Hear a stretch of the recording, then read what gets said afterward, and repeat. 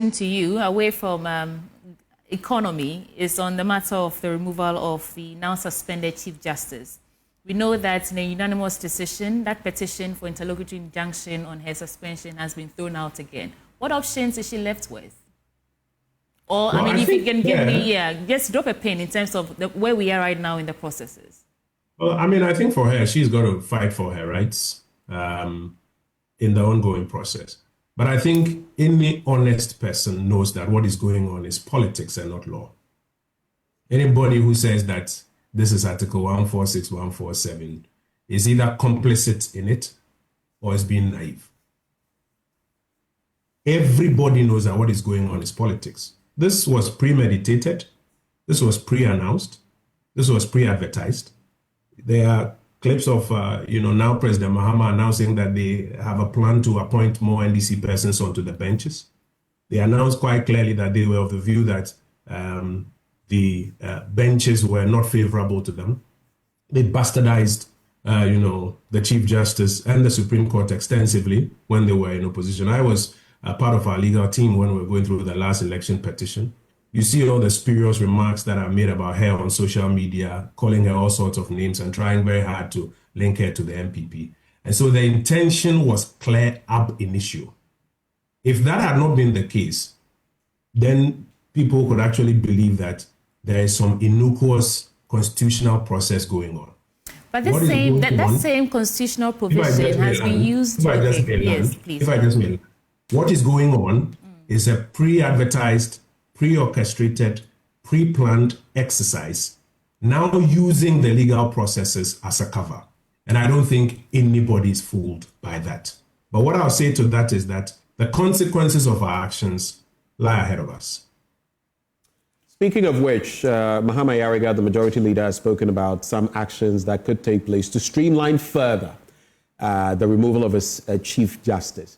But if I am to take the point you make that this could be, and I'm not using your words here, frivolous, maybe something that is wishy-washy and is being perpetrated with the simple aim of getting the CJ out, my curiosity then lies with the courts, the apex court. Yesterday she was in front of her own colleagues, and the petition as submitted by Godfrey Adame was lost. It was unanimous. The losses at the apex court, would it in any way reflect the law, or is it that there too we are not seeing certain things? So let me start from what my very good friend and the respected majority leader Mahama Yariga admitted to yesterday, that they intend to bring rules to Parliament to provide for what they are already doing. And I think it is an admission, it's a naked admission, that though the courts struck down the initial application that what is going on is unconstitutional because the rules or the subsidiary legislation around the exercise of this discretionary power are not in place, they are admitting that actually that is the case. And that is why they are now coming to prefer rules to try to do what they have already done. Because, for example, that prima facie determination has already been done. So what they are doing is an admission that that application held a lot of substance in it. I have said that the consequences of actions that we are all taking, they lie ahead of us. And posterity will judge all of us for the actions and the inactions and the decisions that are being made today and are being justified in what. Sometimes when I watch some of our colleagues on TV, going on and on and on, convicting her in the court of public opinion, when even her application to supplement her affidavit is being thrown out on the grounds that it discloses information that should not come out. And you have senior government officials sitting on television purportedly giving details which should not come out. You can see the double standards in it. And you can see the premeditated exercise at play. And that's why I've said anybody who is pretending that this is just an operation of Article 146 or 147, in my respected and humble opinion, is either complicit or is being naive in this, because everybody knows what is your side also being political then? Some have suggested that your support and Godfrey Adama representing her. In fact, I don't know whether it's Justice Tanko yesterday making mention of the fact, reminding the former AG that he had heard him on radio, you know, talking about some of the vexed matters that are in court, and the former AG now saying that, he was on our network and someone misled him and he said certain things. I don't know what your thinking is on that. But maybe we should then just segue into the Wontumi case, which is where we're going to wrap it up. He was picked up and the processes in between, I believe it's the Afrexim Bank and money involved. Then there's also illegal mining and all that. And I want you to tie to it the issue of Latif Idris, a colleague of ours who was manhandled by some members of the NPP. How do you see that composite of matters? What's your reaction to it? Let me land on the Chief Justice's matter. And you were asking about what therefore do we make of members of the NPP who have, you know, expressed concerns. And in other words, if it's political on the side of the NDC, is it political on the side of the NPP as well? Yes, and that's what I want to react to.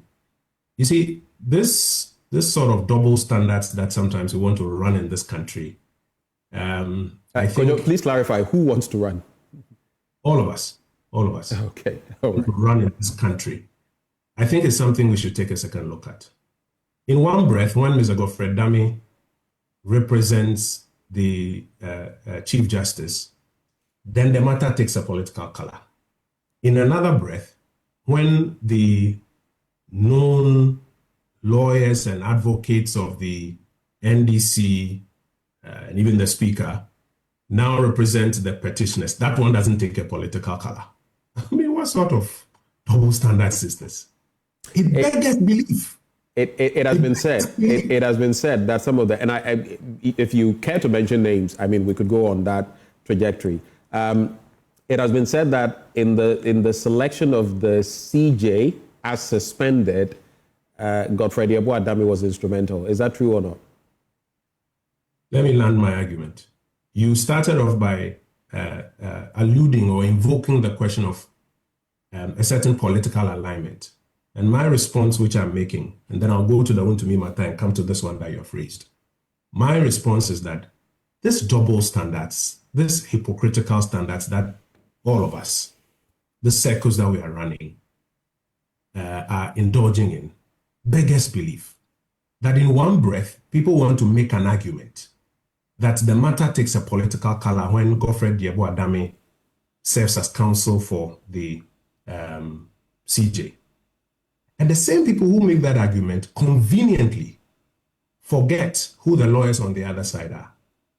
The same people who want everybody to believe that the matter takes a political color when Godfrey Adami represents the AG now develop amnesia when it comes to the lawyers on the other side. And that is why I and a lot of my colleagues have made the point that this matter is politics and not law. Because it was a predetermined, pre-orchestrated, pre-announced exercise. And what is now going on is the use of Article 146 and 147 to give color. So when you say, it's a constitutional process. It's a constitutional process. And I'm saying to you that if this was an innocuous constitutional process playing out, and there had been no advertisement, prior advertisement of the mens rea, many people may just, follow it. But because of the pre-advertised intention, it is clear to everybody what is going on.